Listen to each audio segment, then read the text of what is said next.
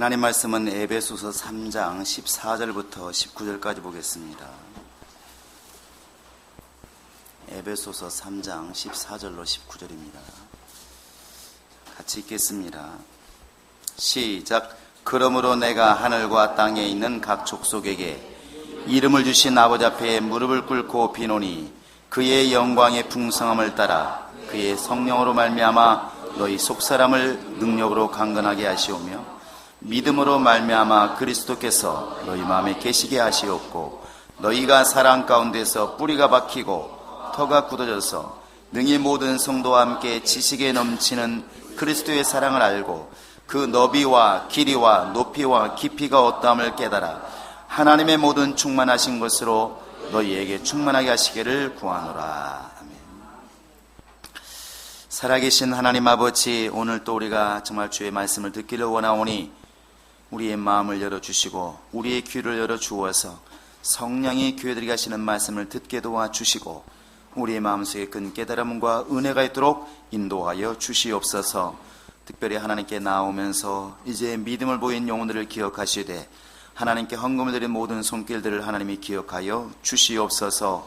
10의 1조를 드리며 또 주정 헌금을 드리며 범사에 하나님의 주신 은혜를 깨닫고 감사함으로 예물 드린 모든 손길들 하나님께서 그들의 마음을 받아주시고 그들의 믿음을 연락받아 주시고 하나님께서 복에 복을 더하사 저들이 복 있는 자가 되어 세상에 나가서도 이기게 하시고 풍성한 것으로 주님의 영광을 드러내게 도와주시고 힘들고 어려운 것들은 주님께서 제해 주셔서 항상 하나님의 은혜로만 사는 그들의 영혼 될 수 있도록 인도하여 주시옵소서. 감사하고 예수님의 이름으로 기도합니다. 주 앞에 헌금을 드린 여러분의 가정에도 또 영혼에도 주의 복이 함께 하시기를 주의 이름으로 축원합니다. 우리가 지금 예배하고 또 우리가 늘 이렇게 섬기는 바로 하나님은 영이신 하나님이십니다. 우리가 늘 잊지 말아야 될 사실이 바로 이 하나님은 영이라는 사실입니다. 물론 영적 생활도 육체를 통해서 이루어지기 때문에 깜빡깜빡 잊어버릴 때가 많이 있지만 분명한 사실은 하나님은 영이시라는 사실입니다. 우리 하나님은 영이시다 두 번 해볼까요? 시작. 하나님은 영이시다. 하나님은 영이시다. 그래서 하나님이 우리 인간에게 이렇게 성경을 주신 것도 성경에 보면 사람이 마땅히 부모 앞에서 또 세상 앞에서 사람 앞에서 행해야 될 그런 도리들을 많이 기록하고 있지만 사실은 성경이 기록된 것은 그런 도리 넘어서 하나님을 알게 하기 위한 하나님의 계획이 있습니다. 그래서 요한복음 20장 이제 30절 31절을 보시면 이 성경을 기록한 것이 이 성경을 기록한 목적이 너희로 하여금 예수가 그리스도인 것을 좀 알게 하고 생명 얻게 하려고 이 성경을 기록했다 이렇게 되어 있습니다. 하나님께 주신 목적은 분명히 성경을 주신 것도 영혼을 깨우고 영혼에 생명을 주려고 성경을 주신 것이고 예수를 보내신 것도 사람들은 그 영적인 것은 싹 빼버리고 예수는 사랑의 사도다. 그래서 우리가 가난한 사람을 돌아보고 연약한 자를 돌아보는 교회는 구제를 해야 된다. 이렇게 말을 합니다. 그러나 구제해야죠. 사랑해야 됩니다. 그러나 예수를 보내어서 하나님이 우리에게 주시고자 하시는 것은 그런 세상 것들보다 월등히 큰 바로 영적인 것입니다. 그래서 예수님이 말씀하시기를 내가 온 것은 양으로 생명을 얻게 하고 풍성케 하려고 내가 온 것이다. 죄인을 불러서 회개시키러 온 것이다. 이렇게 분명하게 말씀하셨어요. 하나님은 예수를 보내신 것도 결국 우리 영혼을 생각하시고 예수를 이 땅에 보내신 겁니다. 그래서 우리가 하나님께 나아갈 때도 결국 영적으로 나아가야 맞는 것이고 이렇게 영적 생활을 한다고 하는 이 모든 것들도 결국 그 목적이 영혼에 가 있어야 그게 맞다는 것입니다. 하나님이 모든 만물을 이렇게 지으실 때에 짐승을 다 만들었습니다. 각 종류대로 모양대로 이렇게 만들었어요. 그런데 짐승들을 만들어 놓고 동물들을 만들어 놓고 거기에다가 하나님이 생기를 불어넣었다는 얘기는 없습니다. 하나님이 사람에게만, 아담에게만 생기를 불어넣어서 생명이 되게 하셨다고 그랬어요. 달리 말하면 사람만이 영적 존재라는 것입니다. 영혼과 육체를 두 가지를 다 가지고 있는 존재예요. 흙에서 지음받은 몸도 있고 하나님의 입으로 나온 생기도 가지고 있는 이 두 가지를 다 가지고 있는 것이 우리 인간입니다. 아마 시골 출신들은 밤늦은 시간에 밤 12시, 10시 되어서 고개 넘어 본 기억이 있을 것입니다. 집 한 채 보이지 않는 그런 시골에서 무덤만이 있죠. 그 무덤 곁을 지날 때 얼마나 두려운지 여러분 아마 상상해 보시기 바랍니다. 머리가 쫙 선다 이렇게 말하잖아요. 근데 어릴 때 이렇게 개를 데리고 사냥을 밤에 달밤에 가보면 개들은 아무 상관하지 않습니다. 밤이고 낮이고 아무런 걱정이 없어요. 묘지 옆이라고 두려워하지 않고 성황당 근처라고 쭈삐쭈삐 선다고 개가 놀래서 안 가고 이런 일이 없습니다. 그냥 개는 개일 뿐입니다. 그런데 공동묘지 곁을 지나가면, 음습한 곳을 지나가면, 성황당을 지나가면 사람만이 두려워하잖아요. 이것은 희한하게도 저 아프리카 사람들이나 배웠다고 하는 선진국 사람들이나 똑같습니다. 영적인 문제는 다 두려워합니다. 그래서 유령을 두려워하고 도깨비를 두려워하고 귀신을 두려워하는 것입니다. 사람만이 내가 영적 존재이기 때문에 영적인 것에 대해서 두려움을 이렇게 느낀다는 것이죠. 세상적으로 많이 배운 사람들도 왜 점쟁이를 찾아갈까? 그 못 배우고 어찌 보면 무식한 그런 점쟁이를 왜 찾아갈까? 영적으로는 두려움이 있다는 것입니다. 사람만이 짐승과 동물과 다르게 하나님이 생기를 불어넣어서 영적 존재가 되게 하신 겁니다. 그것이 바로 오늘 말씀에 보면은 속사람이란 말로 이렇게 표현을 하고 있습니다. 달리 말하면 영적 사람, 달리 말하면 거듭난 사람 이렇게 표현할 수 있는데, 이 속사람과 겉사람이란 말을 쓸 때는 믿지 않는 사람들은 사실 의미가 없습니다. 왜? 그들은 영혼이 죽어 있기 때문에 내세도 걱정하지 않고 하나님을 거역하는 것에 대해서 별로 두려움도 없고 뭔가 영의 세계가 있기는 있는 것처럼 느끼긴 하지만 거기에 대해서 별로 이렇게 관심도 없습니다. 그러나 속사람이 살아있는 예수 믿는 사람들은 이 두 가지 갈등이 다 있다는 것이죠. 육신적으로는 먹고 살고 평안하고 건강해야 될 이런 과제가 있고, 영적으로는 내 영혼이 하나님이 기억하시고 하나님을 찾고 하나님의 것으로 살아야 된다는 또한 그런 과제가 있다는 겁니다. 충만해야 된다는 과제가 있는 것이죠. 하나님은 이 영적인 싸움에서 속사람이 강건하기를 원하고 있습니다. 그래서 저 갈라디아서 6장 이제 8절에 보시면 16절에 보시면 사람이 이렇게 싸우게 되는데, 사람이 육체를 위해서 심으면 육체로부터 썩어질 것을 거두고 성령을 위하여 심으면 성령으로부터 영생을 거두리라 이렇게 말합니다. 근데 이것이 지금 우리 안에 영적 싸움으로 남아있다는 것이죠. 그래서 로마서 7장 22절에도 보면은 그렇게 되어 있습니다.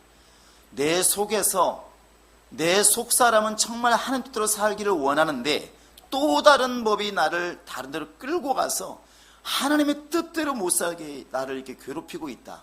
나는 참 곤고한 사람이로다. 이것은 누구나 가지는 싸움이라는 것이죠. 겉사람과 속사람의 싸움은 지금도 있는 것입니다. 육신의 정욕의 사람과 거듭난 성령의 사람, 이게 한데 있다 보니까 영적 갈등이 너무 심하다는 것이죠. 그럼 바울도 마찬가지고 여러분과 지금 나도 가지고 있는 것입니다. 그러나 지혜는 장기적으로 멀리 보았을 때에 어느 쪽에 투자하는 것이 이익인가를 깨달아 알라는 것이죠. 이것에 대해서 바울은 이렇게 말합니다. 우리 한번 고린도후서 4장을 보시기 바랍니다. 고린도후서 4장 16절 보시기 바랍니다.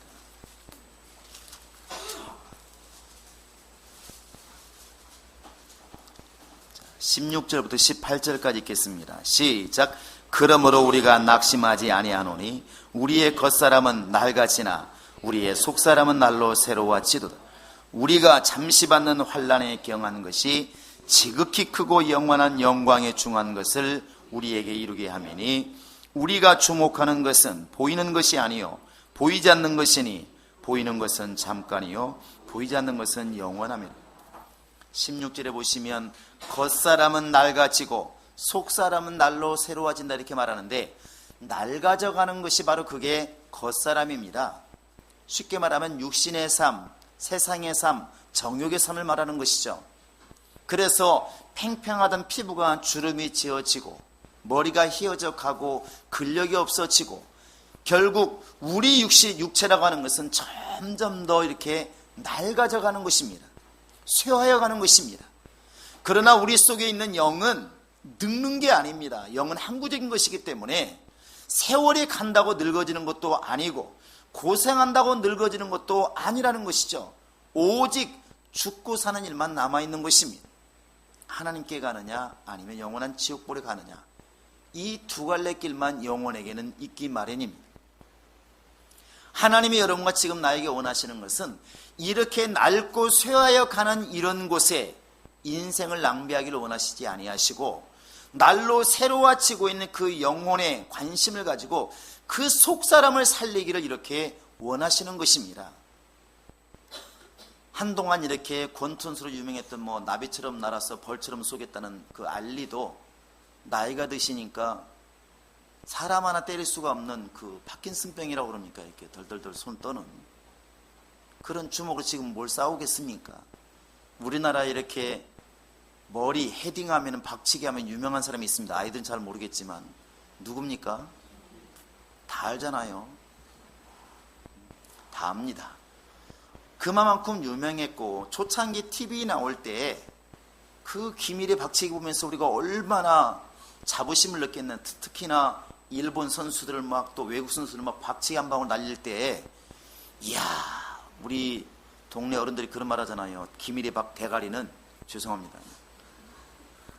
기밀의 대가리는 돌도 깬다더라. 실제로 그 영화에서 의자를 가지고 이렇게 때려도 기밀이가 끄떡하지 않습니다. 그 당시에 어릴 때는 기밀이는 돌인 줄 알았어요. 근데 그런 기밀도 나이가 먹으니까 거동도 못하고 정말 지자들이 돌봐줘야 되고, 그 침대에 누워있는 모습이 방송에 나올 때 육체의 마지막이 저런 것이구나. 아무리 날고 기고 세상을 주먹으로 정복해도, 머리로 정복해도 육체의 마지막은 저것이구나. 그동안에 알리나 그런 기밀이 같은 사람들이 육신에 좋다는 것을 얼마나 많이 먹었을까. 뱀 같은 걸 또 얼마나 다려 먹었을까. 하지만 그것이 세월 앞에 무슨 의미가 있을까. 잠시 동안은 유익이 있었겠지만 장기적으로 보았을 때 무슨 의미가 있을까. 더 그 사람의 영혼은 과연 지금 어떻게 되었을까. 정말 그 영혼이 지금 옷을 벗었다고 보았을 때, 육체를 벗었을 때 그 영혼은 지금쯤 어디가 있을까. 정말 세상사람이 말하는 것처럼 내세가 없으면 다행이지만 영혼이 지금 존재한다면 그 영혼은 지금 어디에 있을까. 주님께서 인도하셔서 낙원에 가 있을까, 아니면 세상을 떠돌고 있을까. 심각하지 않습니까? 그래서 성경이 여러분과 지금 내게 당부하는 것은 다른 게 아니지 않습니까? 속사람을 능력으로 좀 강건케 하라는 것입니다. 이 속사람이 거듭나는 걸 주님이 그렇게 원하시는 겁니다. 사람이 볼 때는 육체도 중요하고 영혼도 중요하지만 예수님이 뭐라 말씀하십니까? 요한복음 6장 63절에서 살리는 것은 영이니 육은 무익하다. 필요 없다고 말하는 게 아니라 영생을 위해서 육체가 할 수 있는 일이 없다는 것입니다. 사람을 살리는 것은, 영생에 이르가는 것은 영혼이지 육체가 아닙니다. 많은 사람이 떡으로 사는 것은 알고 있는데 말씀으로 사는 것에 대해서는 너무나 등한히 여기고 있다는 것이죠. 예수님 말씀하시는 것은, 예수님의 관심, 하나님의 관심은 말씀을 통하여 그 영혼이 거듭나기를 원하시는 겁니다. 겉사람이 거듭나는 것이 아니라 속사람이 거듭나기를 원하시는 겁니다. 그래서 요한복음 3장에 보시면 1절부터 니고데모와의 예수님의 만남이 이렇게 나와 있어요. 근데 니고데모가 누굽니까? 니고데모는 유대인의 관원이에요. 우리 지금으로 말하면 정치인이고 공무원이라고 해요. 그러니까 생활도 살만하고 유대인의 관원이면 배울 만큼 배운 사람입니다. 지식이 많은 사람이에요.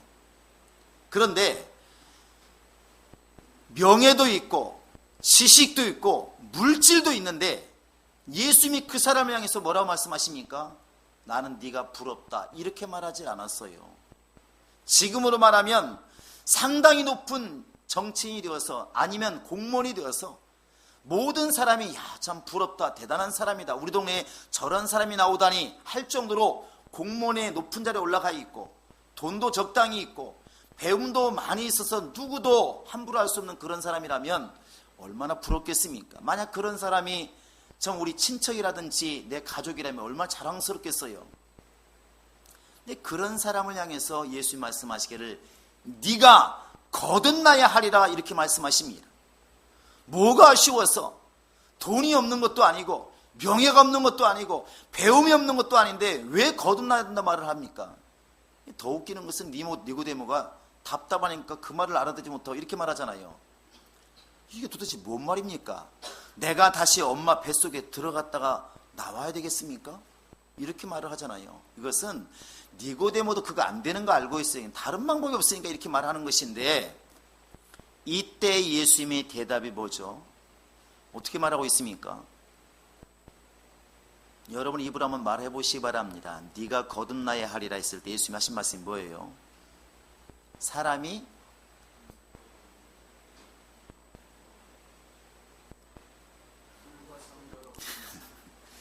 물과 성령으로 거듭나지 아니하면 아버지 나라에 들어갈 수가 없다 이렇게 말을 해요. 물과 성령으로 거듭나지 아니하면 이것이 바로 주님의 관심입니다. 세상 사람 볼 때는 야 니고데모가 예수 만나러 왔대 이렇게 말할 수 있잖아요. 가끔가다 옛날에도 보니까 국회의원이 이렇게 예배에 오면은 한동안 소동이 좀 일어나요. 왔대 누구? 국회의원 왔대. 막 그 국회의원이 앉아있는 그것이 갑자기 소동이 되죠. 그러니까 교회를 다녀도 이제 국회의원 그러면 뭔가 야 대단한 사람이다 이렇게 말을 하고 세상에 좀 누구나 가는 사람이 오면 와 이렇게 말을 하잖아요. 그러니까 어느 교회는 이제 연예인들이 가끔 나오니까 연예인들 보면 와 또 이런다고 그러잖아요. 세상에서 가진 자, 명예라든지 부를 가지고 있고 지식을 가지면 사람들이 우러러봅니다. 교회 안에 와도 마찬가지예요. 그런데 예수님의 관심, 하나님의 관심은 그런 겉에 대해서 별로 관심이 없다는 걸 알 수 있어요. 그 사람이 아무리 잘생겼든 아무리 가진 것이 많든 아무리 배운 게 많든 그것은 결국 그 사람의 육체가 사라지면 다 사라질 것이라는 것이죠. 그 사람이 죽으면 그 사람이 가지고 있는 물질이나 그 사람이 살던 집도 다른 사람이 살고 다 사라질 것이라는 사실입니다. 주님의 관심은 그 껍데기에 관심이 있는 것이 아니라 그 사람이 육체를 벗어도 사라지지 않는 하나님이 불어넣으신 흙에서 온 것이 아니라 하나님에게서 나간 그 생기에 관심이 있다는 것입니다. 영혼에 관심이 있어요. 그게 속사람입니다. 이 속사람, 영적 사람이 강건해지기를 주님은 우리에게 지금 원하시는 겁니다. 이 속사람이 강건해지는 방법은 딱 주님 말씀하신 게 그겁니다. 성령과 바로 예수의 말씀으로 물과 성령으로 거듭나지 아니하면 이렇게 되어 있고 오늘 말씀에서 보면은 다시 한번 이렇게 보시기 바랍니다. 16절에 보시면 성령으로 말미암아 너희 속사람을 능력으로 강건하게 하시오며 이렇게 되어 있습니다. 성령으로 말미암아 너희 속사람을 강건하게 하시오며 그리고 그 뒤에 보시면 17절에 보시면 그리스도께서 너희 마음에 계시게 하시고 이렇게 되어 있습니다. 예수가 우리 마음의 중심의 주인으로 계실 때 비로소 속사람이 강건할 수가 있다는 것입니다. 마태복음 12장에 보면 귀신 쫓는 이야기가 나옵니다. 그것 때문에 예수님이 좀 곤란하기도 하고 사람들에게 막 미움받기도 하는데 예수님이 귀신 쫓으니까 사람들이 말합니다. 저 귀신의 왕을 힘입어서 지금 귀신 쫓는 것이다. 예수님께서 내가 지금 성령을 힘입어서 귀신 쫓는 것이면 하나님의 나라가 임하였다 이렇게 말하면서 귀신이 사람에게서 나갔을 때 물 없는 곳으로 다니다가 다시 갈 데가 없어 와보니까 그 집이 청소가 되고 비었건을 이렇게 되어 있습니다.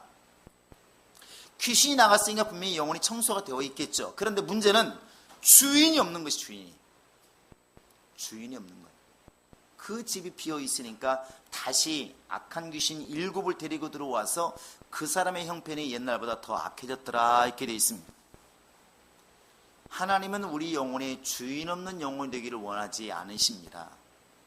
그래서 히브리서 12장 2절에도 믿음의 주요 온전케 하시는 이인 예수를 바라보자 이렇게 말하는 것입니다. 예수를 바라보자.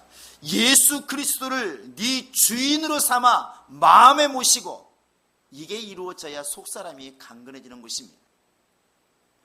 누구를 모시느냐에 따라서 전혀 정치도 달라지고 나라도 이렇게 달라지잖아요. 여러분 한번 보시기 바랍니다. 저 싱가포르처럼 리콴윤가요?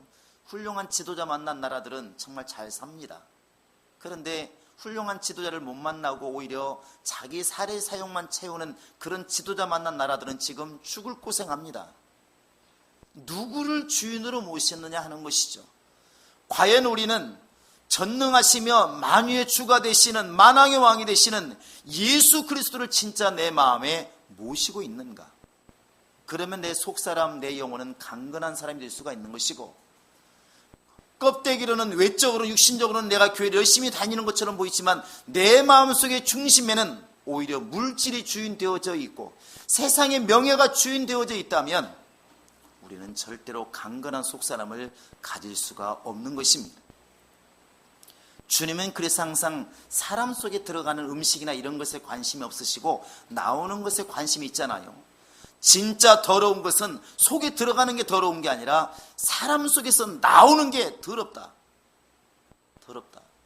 그래서 사람 속에 뭐가 있느냐에 따라서 나오는 게 달라진다고 말하지 않습니까? 사람 속에 선이 있으면 쌓은 선에서 선한 말이나 선한 행동이 나오고, 속에 악함이 있으면 악한 말과 악한 행동이 이렇게 나온다고 말하고 있습니다. 지금 우리에게서 나오는 시기와 질투와 때로는 이렇게 말하죠. 예수 믿는 사람이 왜 저렇게 행동을 하지? 예수 믿는 사람이 왜 저렇게 말을 하지? 예수 믿는 사람이 왜 저따구로 이렇게 말을 행동을 할까? 이런 비난을 듣는 것은 분명히 주님 모습은 아닙니다. 아무리 교회를 나와도 그건 주님의 모습이 아니더라는 것이죠. 어디서 그게 나올까? 쓴 뿌리가 나오는 것은 분명히 쓴 뿌리가 심겨져 있다는 거 아니겠습니까? 원수의 것이 우리 속에 담겨 있다는 것입니다. 눈에 안 보이지만 우리 속사람이 정말 성령과 말씀으로 강건해져 있으면 나오는 것도 바로 예수의 특성과 성령의 특성이 나타나지 않겠습니까? 그게 분명히 맞다고 생각합니다. 이 마귀가 요한복음 13장에서 이렇게 가룟 유다 속에 이렇게 예수 팔려는 생각을 넣을 때도 겉에다 집어넣은 게 아닙니다. 그 속에다 집어넣었잖아요. 그 마음속에 예수 팔려는 생각을 넣었더니 그랬어요. 사단이 넣었더니 어디다 넣었느냐? 속에다 집어넣었다는 것입니다. 그 마음속에 집어넣었다는 것입니다. 그러니까 예수를 팔게 됩니다. 예수를 파는 순간까지도 제자들은 겉을 보기 때문에 겉사람 보이니까 속사람의 지금 예수 팔려는 생각, 썩어있는 생각, 원수에게서 지배당하고 있는 생각을 볼 눈이 없어요. 그러니까 예수님께서 네 할 일을 속히 해라 했을 때 제자들은 뭐라 말합니까? 아마 6월절에 가까우니까 장보라고 하시나 보다 이렇게 생각했다는 것이죠. 그러나 이미 사탄이 가룟 유다 생각 속에 예수 팔리는 생각을 넣었다는 그 순간부터 이미 가룟 유다의 속사람은 주님의 것이 아닙니다. 그 순간이 이미 마귀의 것이라는 것이죠. 여러분과 지금 나도 마찬가지라고 생각합니다. 우리 속사람 내 영혼이 과연 지금 누구의 것이 되어 있는가? 누구를 주인으로 모시고 누구를 따라가고 있는가? 이것에 따라서 우리의 삶이 달라지고 결국 우리의 장래, 이 옷과 같은 육체를 벗게 되었을 때 내 영혼에 가는 길이 분명히 이렇게 달라진다는 것입니다. 주님은 우리의 속사람이 강건해지기를 원하고 있습니다. 흔히 그런 말을 합니다. 교도소는 사람을 가둘 수 있어도 사람을 변화시키기가 어렵다고 말을 해요. 우리가 가끔 뉴스를 들어보면 사람들이 범죄하는데 몇 명이 어울려서 범죄를 하는데 어디서 만나냐 물어보니까 교도소 동기라는 게 있더라고요. 참 동기도 그런 동기는 두지 마시기 바랍니다. 교도소 동기가 있어가지고 교도소에서 같은 방에 있다 보니까 서로 얘기하지 않습니까? 왜 들어왔느냐? 아, 저번에 도둑질하다 걸렸어. 왜 걸렸어? 아, 딱 그때 시간을 잘 택했어야 되는데 그때 들어가는 밤에 걸렸다고. 다음에 좀 일찍 들어가. 이렇게 얘기들을 하는 겁니다. 그러다 보니까 서로 뭉치는 거예요. 너는 뭐 하는 사람이냐? 나는 열쇠 따는 전문이야. 너는 뭐 하는 사람이냐? 밧줄 타는 전문이야. 너는 뭐 하는 사람인데? 나는 은행 전문이야. 그래서 우리 세 명이 모이면 야 완전 범죄 되겠다. 야 한번 해보자. 이게 점점 나쁜 쪽으로 가는 것이죠. 교도소 동기가 모이면 이제 범죄가 일어나는 것입니다. 그 사람들을 1년 10년 가둬놓으면 뭐합니까? 교화가 안 되는데. 근데 희한하게도 하나님의 말씀은 울타리를 만드는 것도 아닙니다. 하나님의 말씀은 강제도 아닙니다. 근데 하나님 말씀이 들어가면 살인을 저지른 사람들, 범죄한 사람들의 심령이 녹아지고 그 완악한 삶 속에서 눈물이 흐르고 그 마음의 중심에서 변화가 일어나지 않습니까? 사람이 완전히 이렇게 바뀌지 않습니까? 그런 간증들이 많이 나오잖아요. 이렇게 순한 애가 어떻게 저런 큰 범죄를 저질렀을까? 나중에 변화된 다음에 보면 그렇다는 것이죠. 그 힘이 어디서 왔느냐? 하나님의 말씀은 살아 운동력이 있기 때문에 그 말씀이 그 영혼에 새겨지니까, 신비에 새겨지니까 그 말씀이 그 영혼을 변하게 하고 그 마음을 변하게 하고 그 생각을 변하게 하고 그의 꿈을 이렇게 변하게 만드는 것입니다. 속사람이 강건해지는 것입니다. 주님 말씀하시는 것은 우리가 이렇게 세상 것으로만 땅의 것으로만 먹고 살기를 원하지 아니하시고 하나님의 입으로 나오는 그 말씀으로 우리 영혼이 살기를 원하고 성령으로 지배받아서 성령으로 우리 영혼이 거듭나 살기를 원하시는 것입니다. 할렐루야. 주님은 지금도 우리의 겉사람 나날이 늙어가고 있는 이 몸에 관심이 있는 것이 아니라 내 속에서 말씀을 들으며 살고 있는 그 영혼에 지금도 관심이 있습니다. 이렇게 시골 살다 보니까 잣나무도 가을 되면 떨어지고 또 이렇게 가을 되면 개복숭아 다 떨어지는데 겨울 지나고 나면 그 과육은 다 썩어서 없어지고 남아있는 게 뭐냐면 씨앗만 남아있어요. 씨앗만. 여러분 너무나 많은 것을 우리에게 보여주는 얘기가 아니겠습니까? 우리가 이제 이 땅을 떠나게 되면 그 사람이 일구었던 그 사람이 누렸던 부귀영화나 이런 건 다 마치 썩어져가는 그런 과육처럼 다 사라지고 결국 남은 건 뭐냐면 영혼밖에 남지 않는다는 것입니다. 얼마나 그 사람이 자기 영혼을 위해서 말씀을 들었고 그 말씀을 새겼고 하나님의 말씀에 순종했으며 얼마나 하나님의 나라를 위해서 심었느냐는 것이죠. 너희 물질이 이 땅에 두면 썩어지겠지만 하늘에 쌓아두어라. 거기는 조문과 동록도 해하지 않느니라. 얼마만큼 그가 이 땅에 살면서 물질과 보화를 하늘에 쌓아두었는가. 얼마나 이 땅에서 하나님의 나라의 멸류관을 쌓아두었는가. 그것만 이제 남게 된다는 것입니다. 남게 된다는 것이죠. 물질은 그냥 흘러가는 물과 같은 것이고 정류장과 같은 것이라 이렇게 말을 합니다. 많은 사람이 물질을 가지고 있지만 나중에 보니까 다 내 손을 그냥 거쳐갔을 뿐이지 결국 내 것은 아니더라는 것이죠. 진짜 영원한 게 뭘까요? 내 영적 사람이 하나님의 것을 가지고 누린 것밖에 없습니다. 그래서 주님이 오늘 또 명하시는 것입니다. 성령으로 말미암아 우리 속사람을 좀 강건하게 해라. 정말 속사람이 강건했으면 좋겠다. 허우대는 멀쩡한데 속이 없다 이런 말 많이 듣는데 아무리 사람이 건강해 보이고 키가 커도 면역력 떨어지면 아무것도 아닙니다. 아이들도 견디는 그 감기 기운, 그 감기 바이러스에 놀래가지고 몸이 감기 들고 결국 죽는 사람 얼마나 많습니까? 언젠가 이렇게 병원에 신방 가보니까 정말 신방 가서 기도해주고 좀 하러 갔더니 만나지도 못하게 해요. 왜 그러냐 했더니 무균실에 들어가 있다. 무균실. 무균실이 뭐냐고 그러니까 이 사람의 지금 면역력이 완전히 거의 제로에 가까워가지고 손만 잡아도 악수만 해도 말만 해도 이 공기를 타고 그 사람이 전염되면 보통 사람은 아무 문제 없는데 그 사람은 죽을 수가 있다는 겁니다. 내 몸이 전혀 저항력이 없으니까 그게 면역력입니다. 그것은 모양은 분명히 사람이고 기운도 있지만 사실은 속사람이 너무 약한 거 아니겠습니까? 건강으로 보았을 때. 그것처럼 영적으로 우리 속사람도 마찬가지라는 것입니다. 우리의 삶이 이렇게 예배를 잘 드리고 나름대로 건강해 보이고 경건해 보일지 몰라도 우리 속사람이 강건하지 못하면 귀신들의 침입이나 세상령들의 침입에 얼마나 취약하겠습니까? 그래서 예수의 말씀과 성령으로 거듭나지 아니하면 아버지 나라에 볼 수가 없다는 것입니다.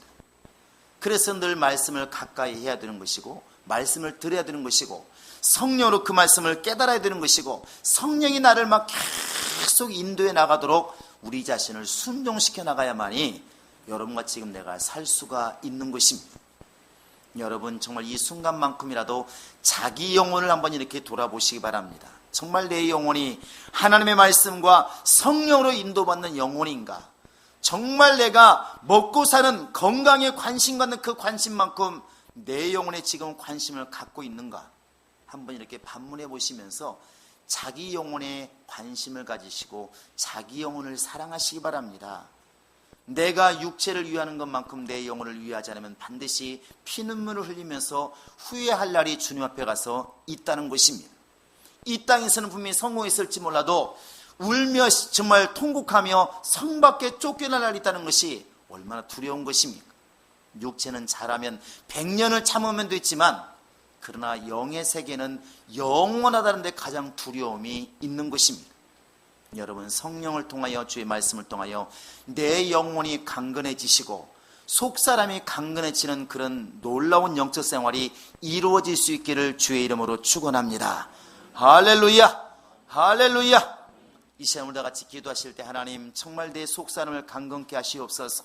내 영혼이 하나님 말씀을 순종할 줄 알고 성령께 순종할 줄 아는 영혼이 깨어있는, 영혼이 살아있는, 영혼이 충만한 내 삶이 되게 하소서. 우리 이 시간 다 같이 이제는 우리 구주 예수 그리스도의 은혜와 하나님 아버지의 극진하신 사랑과 성령의 감동하심과 인도하심이 이제 자신의 영혼을 돌아보며 영혼에 관심을 가지며 오직 주의 말씀과 성령 인도를 통하여 속사람을 강건하기로 작정한 모든 심령들 머리 위에 지금으로부터 영원토록 함께 있을지어다. 아멘.